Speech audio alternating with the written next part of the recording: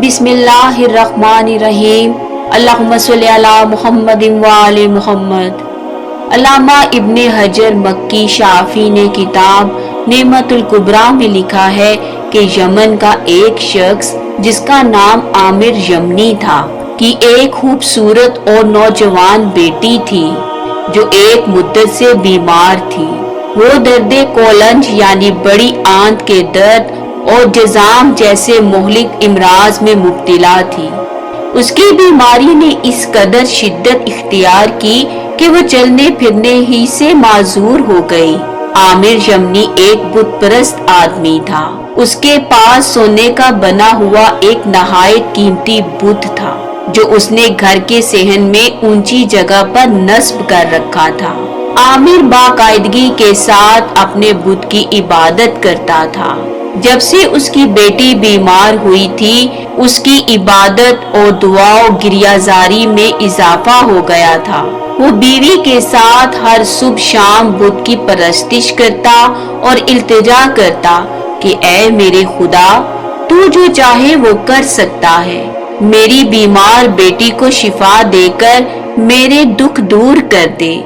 आमिर यमनी ने कितने ही साल उस बुत की इबादत करते और उसके सामने गिरियाजारी करते गुजार दिए, मगर वो बुत उसकी बेटी को शिफा ना दे सका।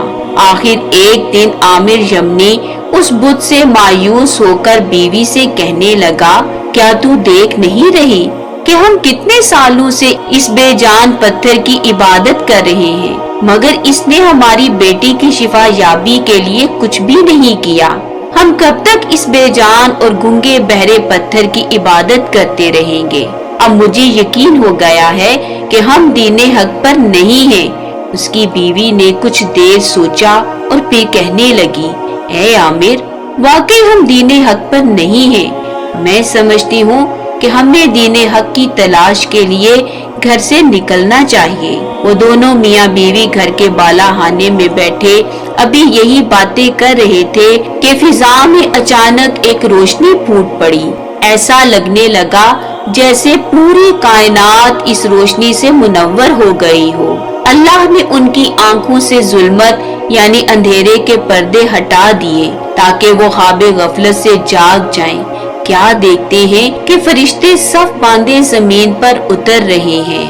पहाड़ सजदा कर रहे हैं, जमीन ठहरी हुई है, दरख्त झुके हुए हैं और एक कहने वाले की सदा फजा में गूंज रही है, ऐ जमीनो आसमान, ऐ मशरिको मगरिब, ऐ सूरज चांद और सितारों, ऐ जिन्नो इंस, सबको मुबारक हो कि नबी आखिरुज़्ज़मान हादी बरहक महबूबे खुदा हजरत मोहम्मद मुस्तफ़ा दुनिया में तशरीफ ला चुके हैं, जिनकी आमद का हर किसी को इंतजार था। दोनों मियाँ बीवी हैरान और परेशान चारों समत देख रहे थे। आमिर ने वहीं से सेहन में नस्ब अपने बुत की तरफ देखा। वो ऊंधे मुंह जमीन पर जलीलो खार होकर गिरा पड़ा था। आमिर की बीवी ने चिल्लाकर कहा, जरा उस बुत को देखो, सर को नीचे किए हुए कैसे जमीन पर गिरा हुआ है। इतना सुनते ही वो बुत बोल उठा, ऐ लोगो, खबरदार हो जाओ, अल्लाह की सबसे बड़ी निशानी जाहिर हो चुकी है। उस जाते मुकद्दस की विलादत हो चुकी जो इंसानियत को शर्फो इफ्तिहार बख्शेगी। उस जाते बाबरकात का ज़हूर हो चुका जिनके इशारे से चांद दो टुकड़े हो जाएगा। उस नफ्से मुताहिरा की आमद हो चुकी जिनके मुबारक हाथ पर पत्थर गुफ्तगू करेंगे। वो जाते मुकद्दिसा पैदा हो चुकी है जो कायनात को इज्जतो वकार बख्शेगी। आमिर ने हैरानी में बीवी से पूछा, क्या मेरी तरह तू भी वही सुन रही है जो ये पत्थर कह रहा है? बीवी ने कहा, हाँ, मैं भी सुन रही हूँ। ये आखिरी नबी की आमद की बात कर रहा है। उससे पूछो कि उस आखिरी नबी का क्या नाम है और उससे कहाँ मुलाकात की जा सकती है। उसी वक्त हातिफे गैबी की सदा आई, अब ये पत्थर कभी नहीं बोल सकेगा। आमिर ने कहा, ऐ मुनादी करने वाली हस्ती, بس اتنا بتا دے کہ نبی آخر الزمان کا نام کیا ہے اور وہ کہاں ملیں گے۔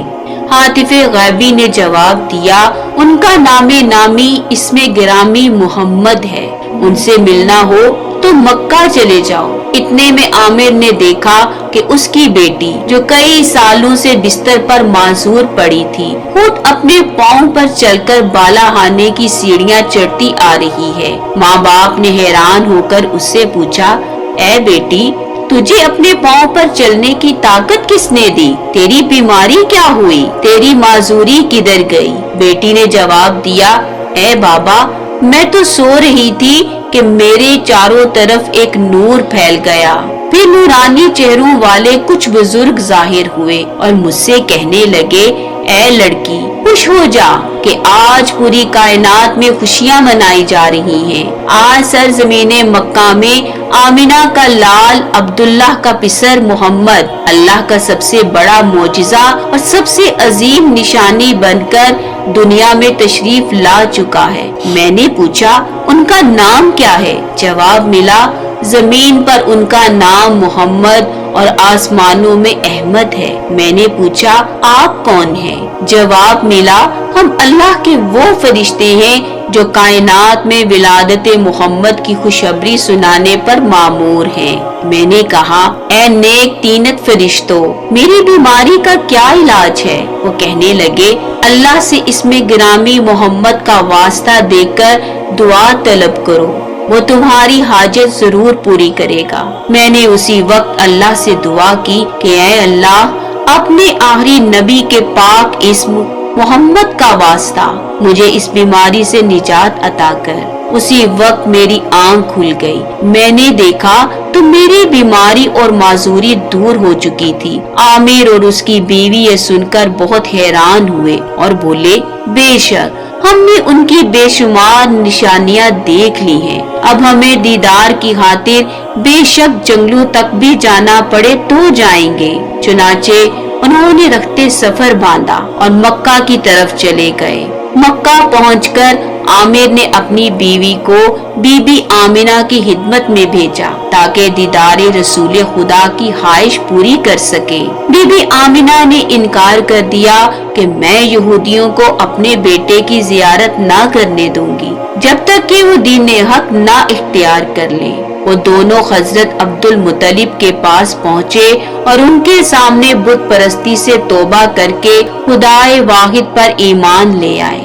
حضرت عبد المطلب کے کہنے پر بی بی آمنہ نے ان کو رسول کائنات کے دیدار کی اجازت دے دی۔ جب عامر یمنی حضرت کے حجرہ مبارک میں پہنچا اور آپ کے چہرہ انور کو دیکھا تو دیکھتے ہی حب رسول میں بے اختیار رونے لگا اور روتے روتے اپنی جان ہی دے دی۔ اللہ کریم ہمیں رسول کائنات کا حقیقی عشق اور ان کی دلی مودت عطا کرے۔ اللہم صلی علی محمد و آل محمد۔